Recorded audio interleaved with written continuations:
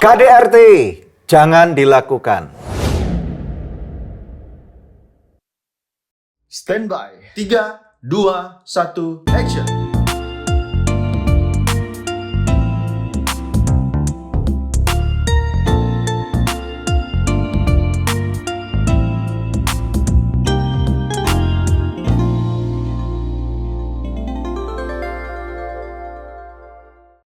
Hari ini kita akan berbicara ada satu concern yang perlu kita suarakan kembali berulang. Yakni apa? KDRT. Kekerasan dalam rumah tangga. Nah, ada sebuah lembaga bernama Bilangan Research Center atau kita singkat BRC yang sudah melakukan sebuah research yang bagus banget gitu. Dan ini menjadi suatu data yang sangat akurat. Jadi bukan cuma satu artikel kita baca, tetapi berdasarkan data gitu. Nah, data ini tentang kekerasan dalam rumah tangga yang diambil dalam satu sampel yang ada khususnya di Indonesia dan juga beberapa negara Asia. Nah, sekarang kita mau ngomong tentang Indonesia. Nah, ternyata khususnya di dalam rumah tangga Kristen, ternyata banyak juga loh, Dep, yang banyak melakukan KDRT. Oh ya? Ya. Padahal rumah tangga Kristen ya? Padahal rumah tangga Kristen ya. Wow. Dan kebanyakan kita pikir bahwa rumah tangga Kristen, orang Kristen kan kasih, aman, baik gitu ya, sabar, penyayang gitu. Ternyata tahu nggak ada berapa persen dalam rumah tangga Kristen? Berapa? 40% rumah tangga Kristen ini melakukan dan menjadi korban KDRT. 40%? 40%. Banyak loh itu. Banyak. Berarti bayangkan ya, ini termasuk Anda perlu dengar kalau misalnya 40% ini tidak melulu jemaat saja loh. Ada juga gembala, ada juga pemimpin gereja, ada juga pekerja-pekerja gereja, ketua kelompok sel gitu ya, dan bahkan jemaat-jemaat. Berarti something is wrong with the church kalau gitu. Aku rasa ini bukan cuma something is wrong with the church ya, karena kita ngomong dalam konteksnya bukan cuma dalam masyarakat luas. Kita bisa ambil sampel juga, kemungkinan besar di dalam masyarakat di luar gereja, mungkin saja 40% atau lebih besar adalah mengalami kekerasan dalam rumah tangga atau domestic violence Iya, ini. tapi kalau di gereja kan kita tuh diajarin rumah tangga harus saling mengasihi gitu. Betul. Kan. Kalau mereka masih belum bisa menerapkan firman yang mereka dengar menjadi aplikasi dalam kehidupan sehari-hari, berarti masih ada transmisi yang kurang gitu. Masih ada transisinya belum terjadi antara transmisi atau transisi? Terserah lah, antara firman yang dibaca, antara firman yang didengar sampai menjadi internalisasi dan perlakuan sehari-hari, itu loh maksudku. Transmisi itu apa? Apa arti transmisi? Transmisi itu menyampaikan pesan. Ya, penyebaran. Transmisi itu gelombang radio, gelombang televisi, iya, internet menyampaikan dan yang lain-lain. pesan dari mimbar gereja gitu kan. Mungkin saja gelombangnya udah didengar sama telinga tapi kok nggak masuk menjadi perilaku gitu. Mungkin aja mereka belum subscribe di channel kita of Revolution ini. Jadi pemirsa sekalian atau teman-teman sekalian yang diberkati dengan program ini, jangan lupa loh ya mesti subscribe dan juga share daripada konten ini supaya jadi berkat, supaya transmisinya didengar oleh orang-orang itu sehingga tidak babak belur gitu ya. Tos dulu. Nah, pulang cepat ya, tos dulu. Ya, kalau kita lihat dari Wikipedia nih ya, definisi kekerasan dalam rumah tangga. Ini penting untuk didengar. Kekerasan yang terjadi dalam kehidupan rumah tangga entah berada dalam keadaan sudah kawin ataupun sebatas kumpul kebo. Gitu ya. Jadi kumpul kebo, kumpul kambing, kumpul ayam dan yang lain-lain gitu ya. Ini apa ini? Ini definisi dari Wikipedia. Ya, Wikipedia. KDRT umumnya dilakukan di antara orang yang sudah memiliki hubungan kekeluargaan dan umumnya terjadi pada suami istri sah atau pasangan serumah. Kekerasan juga dapat menimpa anak, orang tua, lanjut usia dan juga dapat merupakan kekerasan fisik ataupun verbal dilatar belakangi oleh masalah emosi, ekonomi, pertentangan agama, termasuk juga seksual.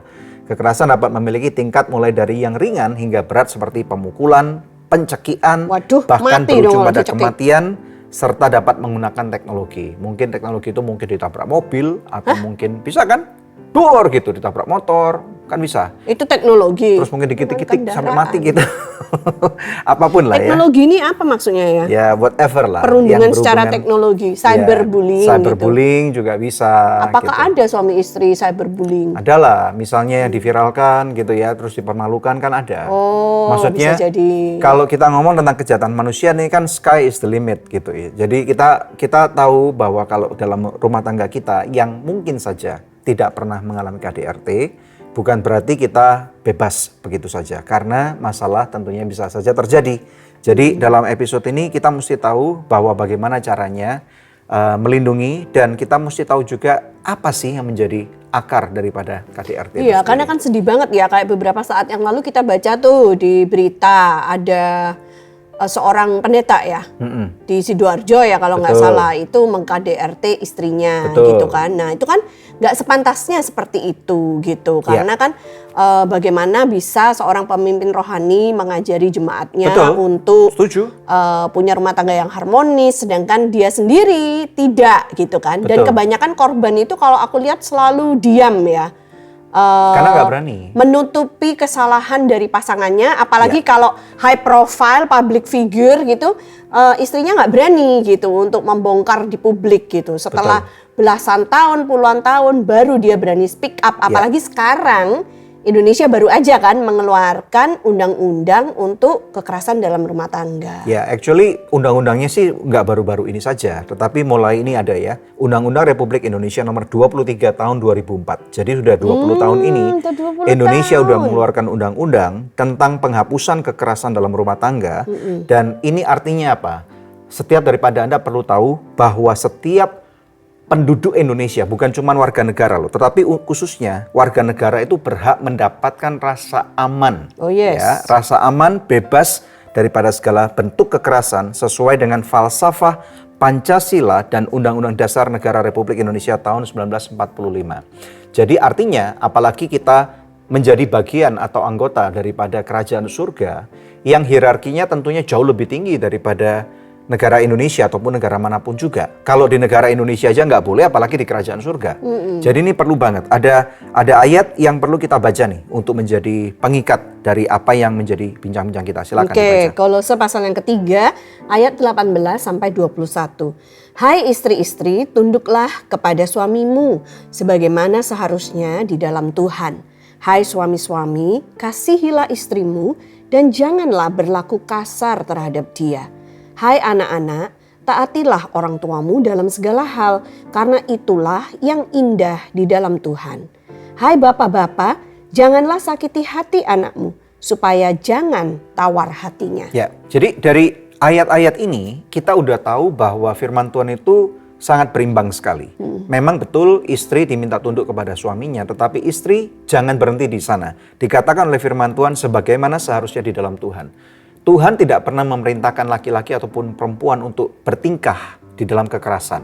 Ya, jadi kita perlu tahu nih, kalau misalnya Anda adalah korban KDRT, apakah itu verbal, apakah itu kekerasan fisik, apakah itu kekerasan seksual, apakah itu perundungan secara online atau apapun juga, Anda perlu tahu bahwa kamu perlu speak up.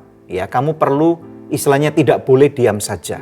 Kamu dilindungi oleh undang-undang. Apakah kamu laki-laki ataupun perempuan, kamu tua ataupun muda, besar ataupun kecil, kamu adalah seorang warga negara yang dilindungi oleh undang-undang dan dilindungi juga oleh firman Tuhan. Jadi jangan sampai kemudian ada orang yang merasa berhak mengatakan, ya istri kamu harus tunduk sama suamimu, kamu nggak tunduk makanya kamu dipukul. Bukan caranya kayak gitu. Doktrin yang salah. Itu pembodohan gitu ya. Jadi jangan sampai kita jadi orang Kristen yang bodoh. Gitu ya. Kalau misalnya kita bodoh, kita ditakut-takutin, berarti artinya orang itu kurang literasi. Ya, ini penting banget. Nah, kemudian berarti ayat 19 dikatakan suami-suami kasihilah istrimu dan janganlah berlaku kasar dengan dia. Ini jelas banget. Ya, kita nggak bisa memenggal satu ayat kemudian melupakan ayat yang lainnya. Kita harus melihat dari satu konteksnya.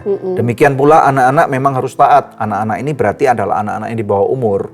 Ya, anak-anak yang istilahnya masih tinggal di serumah dengan orang tua, sekolah masih dibayarin, makanya anak-anak yang udah kuliah harus punya income sendiri, dan kemudian kalau sudah menikah tidak boleh tinggal bersama dengan orang tua gitu ya. Dan anak-anak yang masih SD, SMP, SMA memang harus tunduk sama orang tua, tetapi tentunya 21 lagi-lagi berimbang. Bapak-bapak ini biasanya menjadi pelaku adalah bapak-bapak ya. Janganlah sakiti hati anakmu supaya jangan tawar hatinya. Jadi ini jelas. Tidak boleh kita menjadi orang Kristen yang dungu, yang bodoh, gitu ya. Baik kita pelaku yang sok merasa bahwa aku punya wewenang, aku adalah yang melahirkan kamu, aku yang nyokolain kamu, ngasih kamu makan, dan aku berhak untuk nyawa kamu, itu salah total. Kamu orang itu akan pasti terjerat hukum dan bisa dipenjara. Karena pemilik kehidupan, pemilik nyawa anak-anak kita sebenarnya adalah Tuhan, bukan orang tua ya. Betul. Jadi orang tua tidak berhak untuk membunuh anaknya loh. Tidak berhak. Ya. Ya. Nah, terus seharusnya kalau dijalankan seperti ini kan bagus ya rumah Bagus. tangga Kristen ya. Betul. Karena kan kalau dikatakan jangan berlaku kasar terhadap istri. Kasar itu artinya nggak boleh mukul secara fisik, tapi juga nggak boleh kasar dalam hal kata-kata kan. Betul. Karena kan ada juga kata-kata yang kayak nyudutin banget gitu, yang kayak aduh menganggap remeh, menganggap enteng, Ya. menghina gitu ya. Itu kan juga menyakiti jiwa dia. Ya. Jadi ada dua macam luka gitu ya. Luka secara fisik yang lebam-lebam, berdarah, atau luka secara jiwa yang nggak kelihatan kasat mata. Betul. Gitu. Tapi kita juga nggak menutup kemungkinan ada juga memang wanita yang suka menantang. Ya, Gitu ya. nah Ayo, itu pukul aku, itu pukul gimana aku, ya? kalau aku Karena berani. dalam Gitu ya. beberapa kasus yang aku temuin gitu kan ya, itu akhirnya suaminya merasa bahwa yang dia lakukan, kekerasan yang dia lakukan itu justified. Jadi kayak ya memang layak dia mendapatkan itu. Siapa suruh dia nantang-nantang? Nah itu kalau kayak gitu gimana? Ya berarti sama. Karena kalau misalnya ini contoh, kalau si perempuan selama ini verbal abuse suaminya, kan sama kan, mengertilkan, kamu kerja nggak becus gitu misalnya ya. Jadi istilahnya dengan cara seperti itu tanpa sadar, si istri ini sudah memprovokasi dan bahkan dia sudah melakukan KDRT terhadap suaminya. Dalam hal verbal. Verbal, ya kan. Tetapi tentunya kita harus tahu juga bahwa kesalahan yang satu tidak bisa dibalas dengan kesalahan yang lain. Nah, suaminya memang harus mencari jalan keluar nih, dan jalan keluarnya bukan mukul. Tetapi kalau dalam konteksnya tadi Debbie udah katakan bahwa istri yang memprovokasi suami udah terlanjur mukul, berarti ada hukum sebab akibat. Makanya itu kita mesti berhati-hati bagaimana caranya supaya kita tidak menjadi orang yang sudah istilahnya mudah memprovokasi. Karena apa ya, kalau misalnya diprovokasi itu kan tekanan semakin lama semakin tinggi. Iya. Dan kalau sudah tekanannya memuncak, ada point of no return, ya pasti meledak. Ini berbahaya banget. Ya tapi kan kalau hukum di Indonesia itu tetap salah kan orang yang mukul. Maksudnya Kan, ini kalau betul. bicara bukan KDRT, kalau kita bicara tentang perkelahian antar tetangga gitu kan. Kan hukum di Indonesia itu yang mukul pertama yang salah, Gini benar loh, apa enggak? polisi dan hakim itu bukan bodoh. Ada CCTV, ada saksi mata, ya kan, yang bisa membuktikan bahwa kalau selama ini orang misalnya diprovokasi terus, kemudian yang diprovokasi nggak tahan dan kemudian dipukul, ya secara hukum bisa dibuktikan kok. Istilahnya ada hukum sebab akibat, ada undang-undang yang juga pasti melindungi kalau misalnya ada self defense.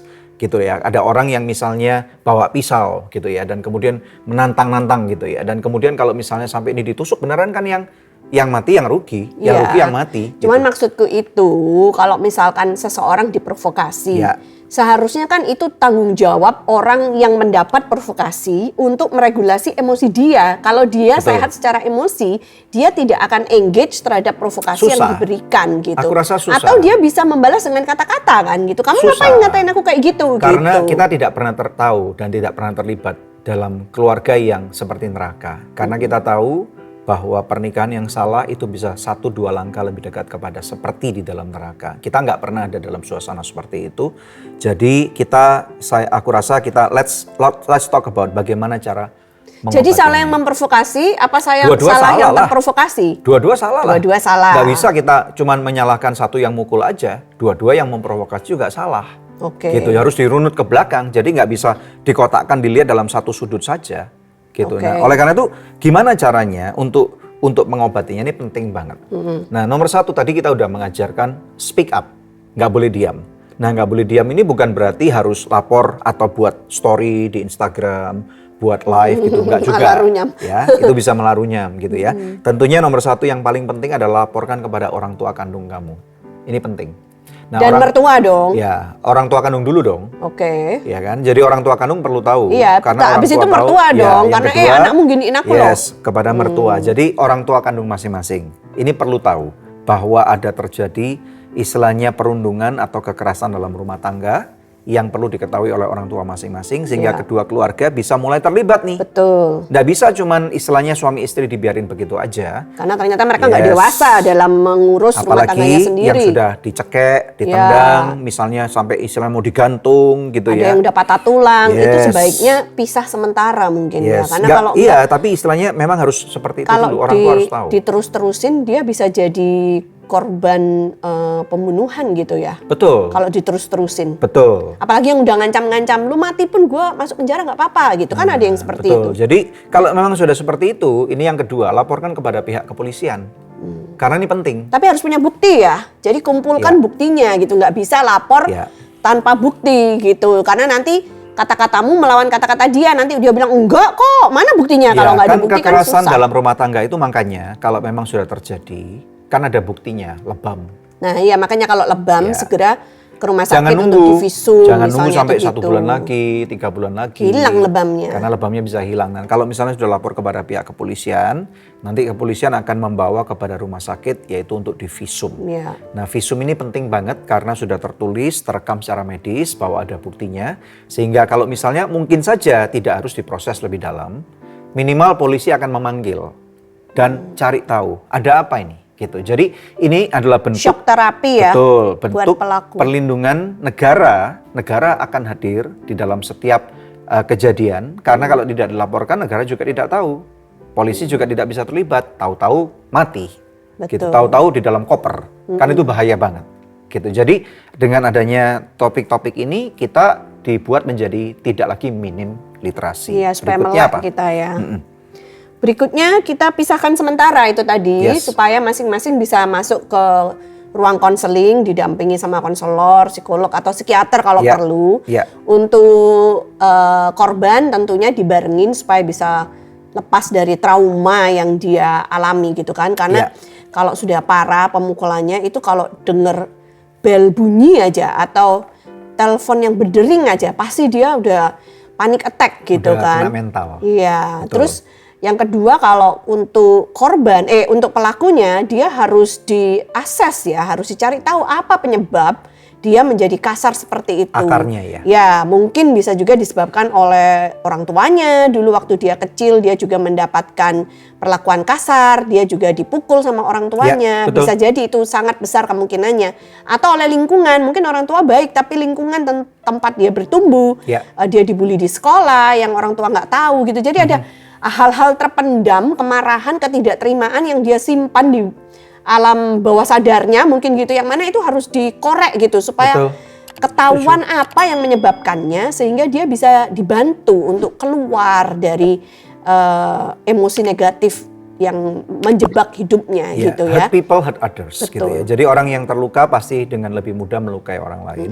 Jadi mari kita mengerti akan hal ini dan tidak menyepelehkan gitu Iya. apabila ada orang yang sudah menjadi korban KDRT. Iya, dan nanti kalau didampingi itu juga dia bisa mendapatkan coaching bagaimana untuk manage anger dia. Jadi ada anger management, akan diajarin untuk mengalihkan, alih-alih kamu harus memukul, alih-alih kamu harus kasar. Gimana cara mengalihkannya gitu loh Ya, ya. Mungkin penting. gunakan kata-kata atau jalan dulu atau lari, pokoknya menurunkan emosinya Emosi ya, sesaat. atau Ya. pergi ke gym dulu Tarik gitu nafas. ya.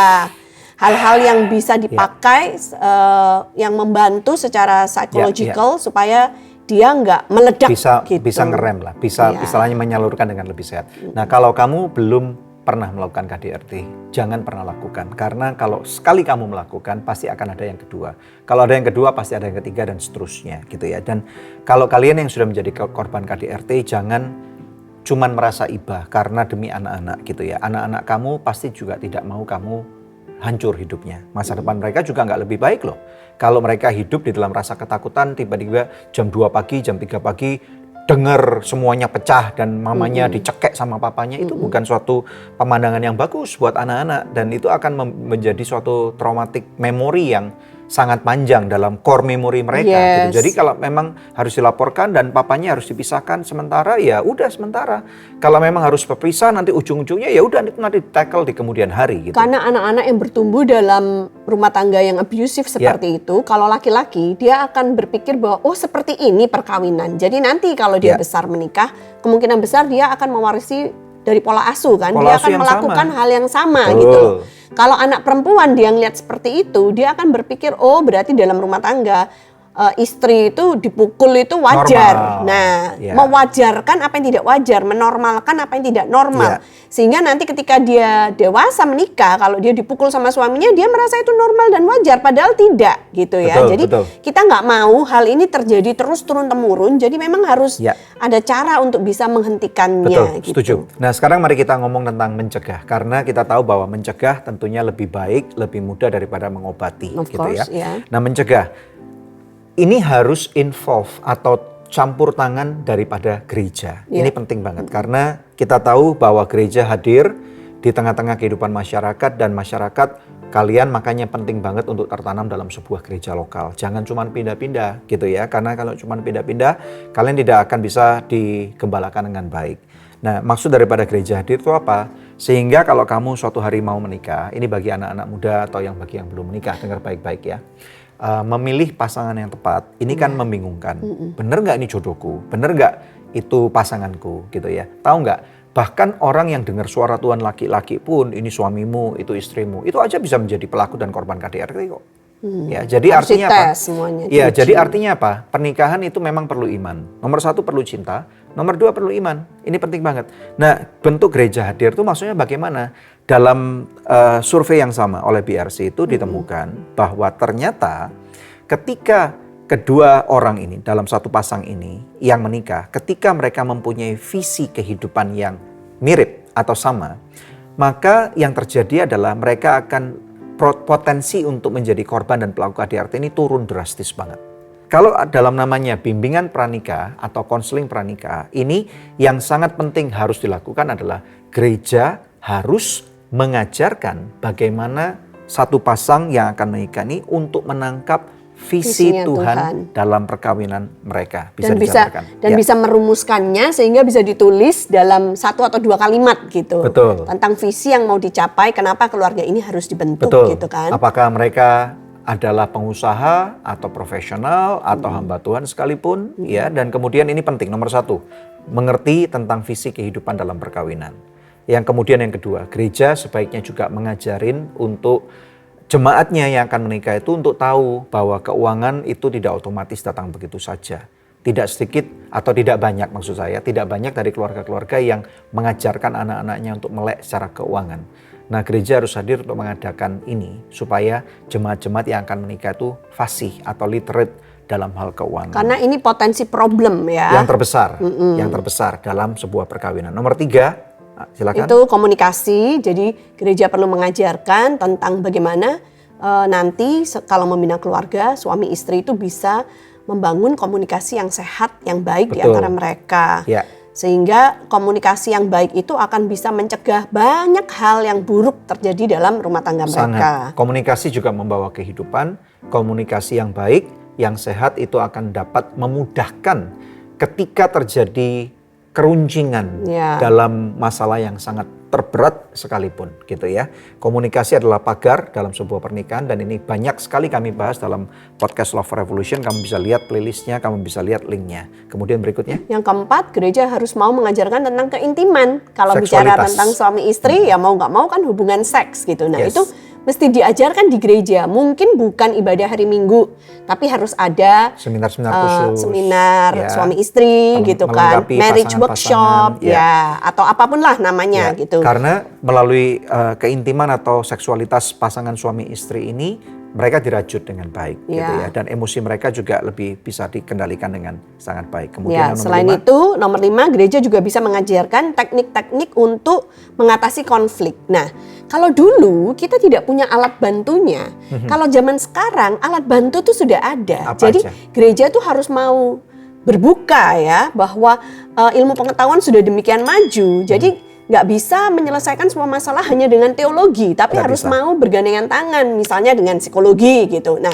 sekarang di dunia psikologi itu sudah ada psikotes yang dirancang Sangat. supaya pasangan yang mau menikah itu bisa ngambil tes-tes tersebut dan nanti mereka bisa mengenali dirinya sendiri dan mengenali pasangannya. Lalu mereka akan bisa dibekali tentang potensi konflik yang nanti akan mereka hadapi di kemudian hari kalau menikah dengan orang yang seperti ini gitu. Betul. Jadi setelah mereka mengambil tes itu lalu balik kembali kepada konselor di gereja, itu sangat membantu sehingga ketika konseling kita nggak mukul semua di udara gitu loh, tapi kita langsung bisa mengerucutkan kepada kepribadian mereka, kepada potensi konflik yang akan mereka hadapi di kemudian hari.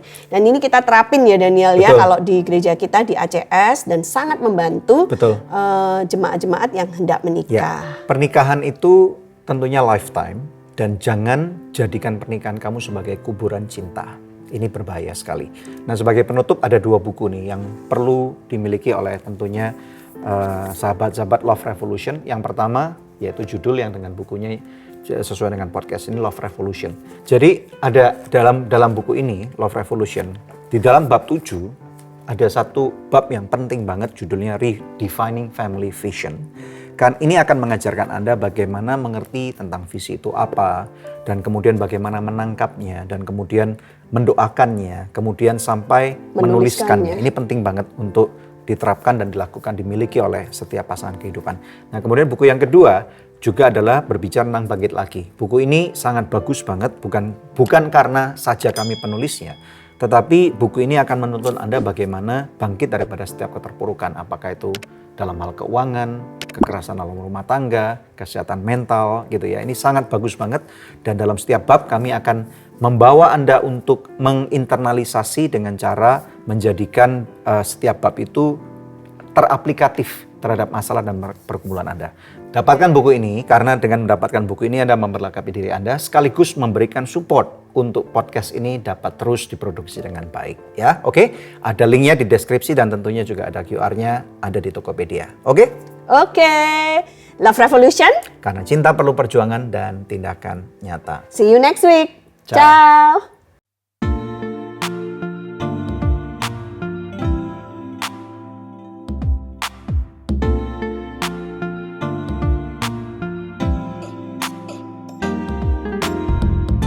Terima kasih sudah tune in di podcast Love Revolution. Kalau kamu ngerasa feel-nya dapet banget nih sama konten ini, langsung aja bisa share di sosmed kamu. Dan jangan lupa untuk tag dan juga follow Instagram Daniel Hendrata dan juga Debbie Katarina.